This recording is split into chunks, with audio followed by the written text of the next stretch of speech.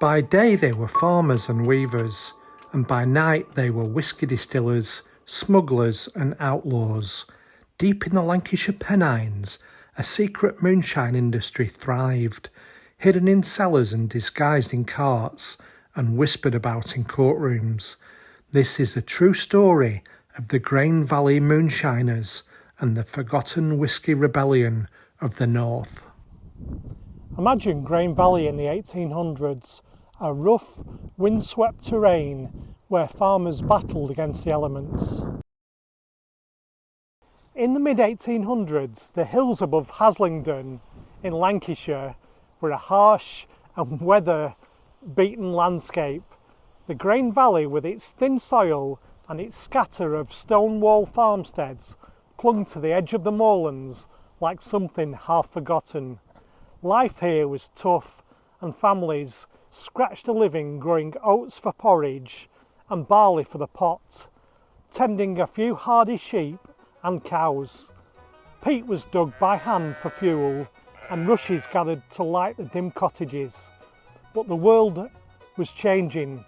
Cheap and imported grain and the steady rise of cotton mills in the valley and the towns surrounding began to press hard on the old ways, and farming and handloom weaving no longer kept food on the table.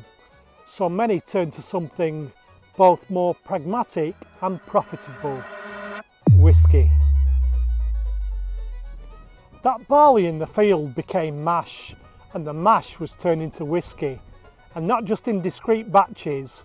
Some stills were as big as 100 gallons, industrial by any standard.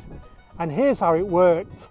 Mash was made from grain or potatoes And was left to ferment in barrels or pots.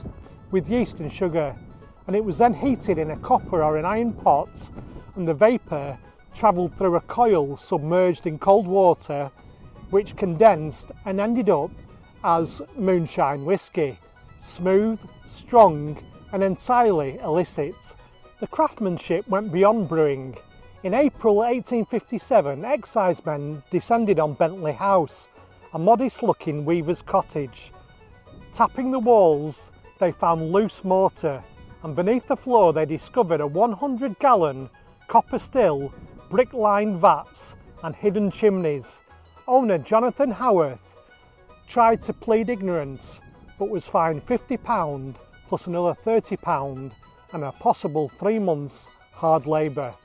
The fine represented more than just a slap on the wrist, it was a financial blow. Then came James Morris of Farpike Low, prosecuted in 1859. His fine, £230. That exceeded several years' wages for many workers. He had to sell his farm to pay for it, and intriguingly, the magistrate who handed down the huge fine was none other than Daniel Thwaites, the future founder of Thwaites' Brewery. A future brewing tycoon sentencing a moonshiner. The irony wasn't lost on anyone at the time. The operation ran deep. Whisky was hidden in donkey saddles, lined into coats and even sewn flasks inside clothing. Farmers loaded their wares into carts under hides or sacks of wool, ready to sell in nearby towns and fairs. One could pass customs with a stack of fleeces and a barrel beneath them without suspicion in a region packed with sheep who'd noticed a little extra smuggled cargo. Grane Valley's rugged landscape offered more than just an illicit place for stills. It was also a source of valuable stone. Quarrying became another vital, equally arduous industry for some families.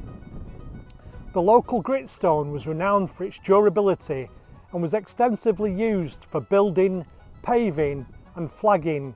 Indeed, some of the very stones that paved and cobbled London's iconic Trafalgar Square were hewn from the quarries in the Grane Valley, a testament to the quality of local rock and the hard labour of the quarrymen.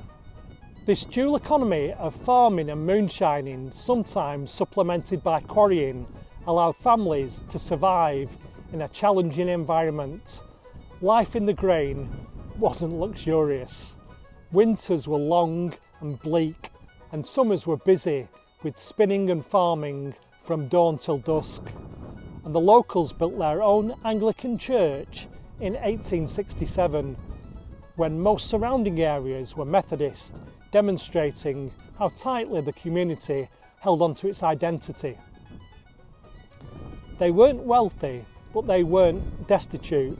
They made do with what they had, and together they celebrated and relied on whisky as both income and as comfort. The Moonshine era ran alongside major infrastructure changes.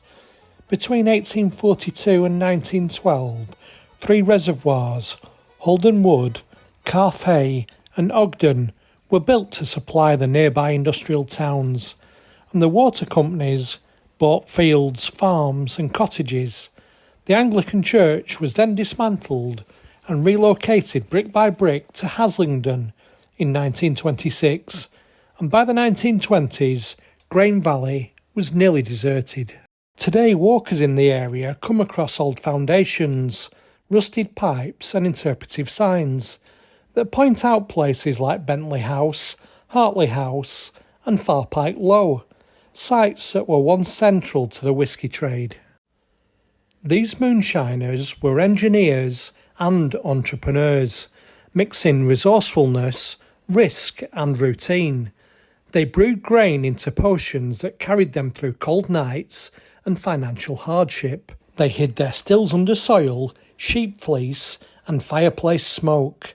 Their industry was born of necessity and honed into a sophisticated underground trade.